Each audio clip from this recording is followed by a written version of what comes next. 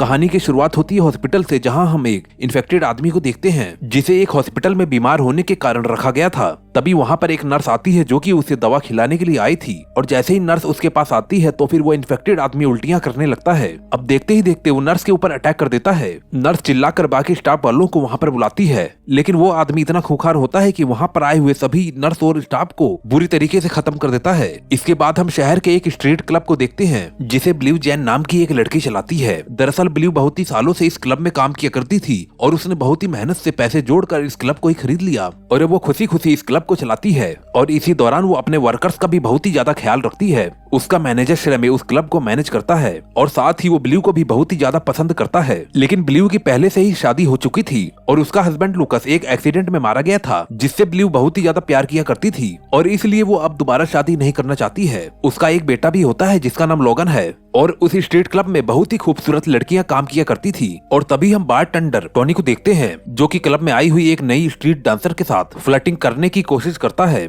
लेकिन रेमी उसे ऐसी हरकत करने से मना करता है। अब हम उसी क्लब में एक स्ट्रीप डांसर को देखते हैं जो कि प्रेग्नेंट है, जिसका ख्याल भी ब्लू ही रखती है। तभी ब्लू नई स्ट्रीप डांसर को वहाँ के रूल बताने लगती है और उससे कहती है कि अगर उसे कोई क्लब में परेशान करे वो उसे जरूर बताए। उसके बाद ब्लू अपने ऑफिस में जाती है जहाँ पर डगलस नाम का एक व्यक्ति उसे मिलता है। दरअसल वो एक बहुत ही बड़ा बिजनेसमैन होता है। यहाँ पर हमें पता चलता है कि ब्लू ने अपने हस्बैंड के मरने के बाद उस क्लब को बेचने का फैसला कर लिया है और आज की रात उसकी फेयरवेल नाइट है और वो आज अपने सारे क्लाइंट को इसी कारण पार्टी देना चाहती है और आज के बाद ये क्लब डगलस का हो जाएगा। डगलस उससे एक पेपर पे साइन करवाता है और वहाँ से चला जाता है और वो जाने से पहले ब्लू को बताता है कि वो रात को 12 बजे के बाद आएगा जब ये क्लब उसका हो जाएगा। तभी हम कुछ लोगों को देखते हैं जो कि पासी के माइन में काम किया करते हैं और वो भी उसी क्लब में आए होते हैं और वो लोग बहुत ही ज्यादा खुश नजर आ रहे थे। अब इसके बाद हम ब्लू को देखते हैं जो कि अपने ऑफिस में बैठकर अपने पति लुकस को याद कर रही थी और तभी वहाँ पर रेमी आता है और वो उसे बताता है कि वो उसके साथ पूरी जिंदगी बिताना चाहता है और उसे बहुत ही ज्यादा प्यार भी करता है। लेकिन ब्लू उसे कहती है कि ये सब गलत होगा।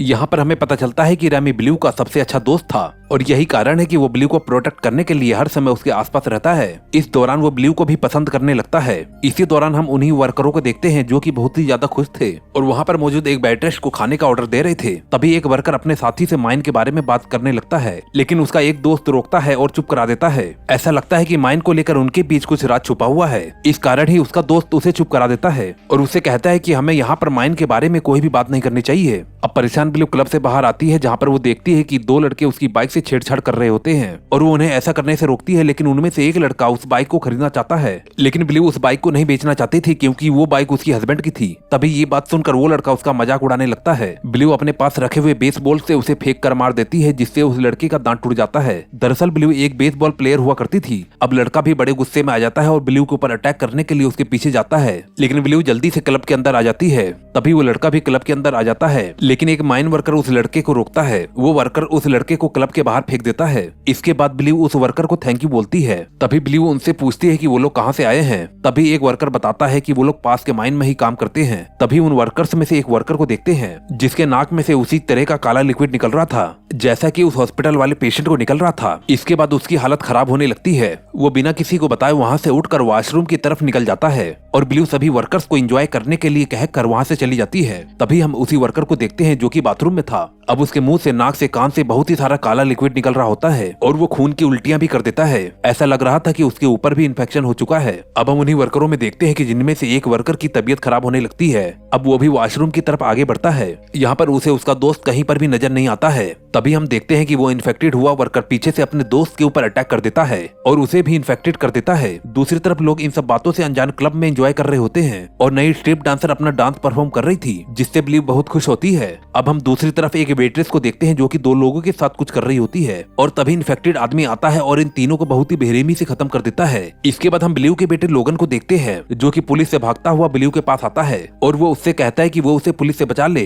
दरअसल लोगन एक बदमाश होता है जो कि चोरियां किया करता है। ब्लू भी उससे बहुत ही ज्यादा परेशान होती है और उसे कहती है कि ऑफिस में जाकर छिप जाए, वो पुलिस वालों को संभाल लेगी। और तभी वहाँ पर 2 पुलिस वाले भी आ जाते हैं जो कि ब्लू से लोगन के बारे में पूछते हैं। अब ब्लू पुलिस वालों से कहती है कि लोगन आगे से ऐसी हरकत नहीं करेगा जिससे कि उन्हें उसे ढूंढना पड़े। अब पुलिस वाले भी उसकी बात को मान लेते हैं। तभी वहाँ पर एक स्ट्रीप डांसर जो कि आज ही ज्वाइन हुई थी, उसका बॉयफ्रेंड वहाँ पर आ जाता है जो कि उसे इस हालत में बार में नाचते हुए देखकर बहुत ही दुखी होता है और वो उससे कहता है कि वो ऐसा नहीं कर सकती क्योंकि वो उससे बहुत ही ज्यादा प्यार करता है और उसे उसकी इज्जत का बिल्कुल भी ख्याल नहीं है। लेकिन टोनी उस स्ट्रीप डांसर और उसके बॉयफ्रेंड को बाहर लेकर आ जाता है। तभी उन लोगों के ऊपर एक इन्फेक्टेड आदमी अटैक कर देता है। इस बीच इन्फेक्टेड आदमी उस लड़की को उसी के बॉयफ्रेंड के सामने बहुत ही बुरी तरीके से मार देता है और थोड़ी देर बाद वो इन्फेक्टेड आदमी उसके बॉयफ्रेंड को भी खत्म कर देता है। टोनी ये सब कुछ देखकर बहुत ही ज्यादा डर जाता है। हालांकि वो उस इन्फेक्टेड आदमी को पकड़ने की कोशिश करता है, लेकिन किसी तरीके से वो इन्फेक्टेड आदमी उससे अपने आप को छुड़ाकर भाग जाता है। और तभी वहाँ पर टोनी की आवाज को सुनकर रेमी और ब्लू भी आ जाती हैं, जिन्हें टोनी बताता है कि एक इन्फेक्टेड आदमी यहाँ पर आया था।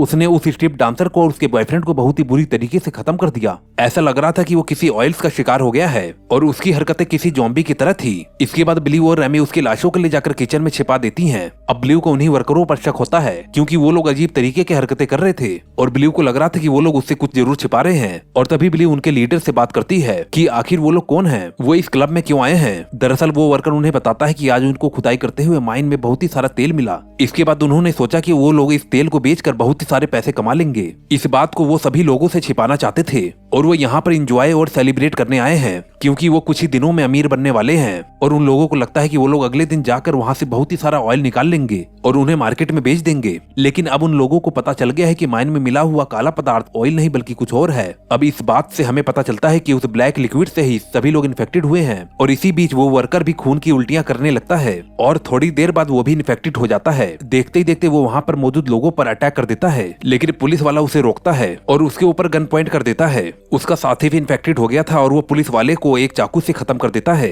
अब इसके बाद हम ब्लू के बेटे लोगन को देखते हैं, जो कि अपने ऑफिस में ही एक वेट्रेस के साथ कुछ कर रहा होता है। और तभी वहाँ पर एक इन्फेक्टेड वर्कर आ जाता है, उस वेट्रेस को बड़ी ही बेरहमी से उसके सामने खत्म कर देता है। और उसके बाद लोगन अपने पास से एक गन निकालता है और उस इन्फेक्टेड आदमी को शूट कर देता है और जिससे वो वहीं पर जमीन पर गिर जाता है। इसके बाद वो भागते हुए ऑफिस से बाहर निकलता है, जहाँ पर उसे और भी इन्फेक्टेड लोग दिखाई देते हैं, जिन्हें वो उसी गन से शूट कर देता है। मौका देखकर क्लब में सारे मौजूद लोग वहाँ से भाग जाते हैं, लेकिन ब्लू और उसके साथी जो वहाँ पर काम करते थे वहीं पर ही रहते हैं, क्योंकि क्लब में काम करने वाले ज्यादातर लोगों को नहीं पता था कि आखिर क्लब में क्या चल रहा है। इसके बाद हम टोनी को देखते हैं, जो कि किचन में जाता है, जहाँ पर उसकी हरकतें इन्फेक्टेड आदमी की तरह लग रही थी। और हम देख पाते हैं कि उसकी आंखें भी अब काली पड़ चुकी हैं और उसके चेहरे से भी वही काला लिक्विड निकल रहा होता है। और देखते ही देखते वो किचन में मौजूद एक आदमी के ऊपर अटैक कर देता है, जिसे बहुत ही भयानक तरीके से खत्म कर देता है। वहाँ पर मौजूद सभी लोग उसे ऐसा करते हुए देखकर बहुत ही बुरी तरीके से डर जाते हैं। इसके बाद हम रेमी को देखते हैं, जो कि ब्लू को बताता है, जो कि चेंजिंग रूम में जाकर सभी क्लब डांसर को सावधान करे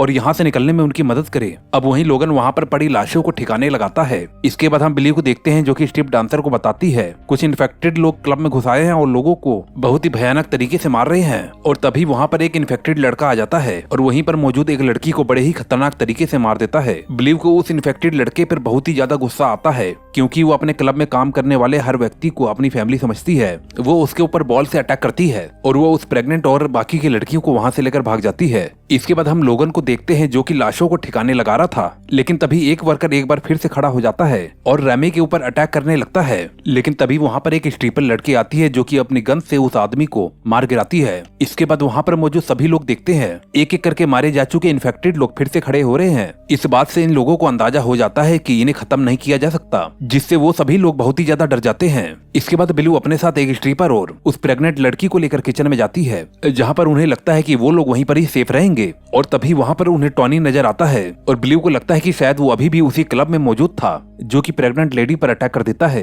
तभी ब्लू देखती है कि टोनी भी पूरी तरीके से इन्फेक्टेड हो चुका है और अब वो उसे बेसबॉल बैट की मदद से खत्म करने लगती है। लेकिन तभी टोनी उस पर अटैक कर देता है और उसे मारने लगता है। लेकिन तभी एक लड़की ब्लू की मदद करती है और वो दोनों वहीं पर उसे घायल कर देते हैं। और इसके बाद वहाँ पर मौजूद सभी लोग उस क्लब से बाहर निकलने के लिए किसी तरीके से प्लान बनाते हैं और सभी लोग उसी किचन में इकट्ठा हो जाते हैं। और जहाँ पर वो लोग उन्हीं लाशों को देखते हैं जिन्हें इन्फेक्टेड लोगों ने खत्म कर दिया है। लाशों को देखकर सभी लड़कियां रोने लगती हैं और उन्हें बहुत ही ज्यादा डर भी लग रहा था। लेकिन रेमी और ब्लू बड़ी हिम्मत दिखाते हैं और किसी तरीके से वो इन लड़कियों को यहाँ से बचाकर निकालने वाले थे और वहाँ पर पड़ी हुई गन्स को अपने साथ ले लेते हैं। लेकिन टोनी एक बार फिर से जिंदा हो जाता है, जो कि एक रोड से एक स्ट्रिपर को खत्म कर देता है। ऐसा देखकर वहाँ पर सभी लोग उसके ऊपर गन से फायर कर देते हैं। लेकिन वो अभी भी श्योर नहीं थे कि टोनी खत्म हुआ है या नहीं, क्योंकि वो नहीं जानते थे कि इन्फेक्टेड लोगों को किस तरीके से खत्म किया जाता है। इसके बाद ब्लू सोचने लगती है कि आखिर इन्फेक्टेड लोगों को कैसे खत्म किया जा सकता है। वो उन्हीं माइन वर्करों के बारे में सोचती है, जिनकी बॉडी पर एक तरीके का लिक्विड लगा हुआ था, और वो वर्कर उन्हीं ऑयल्स की वजह से इन्फेक्टेड हुए थे।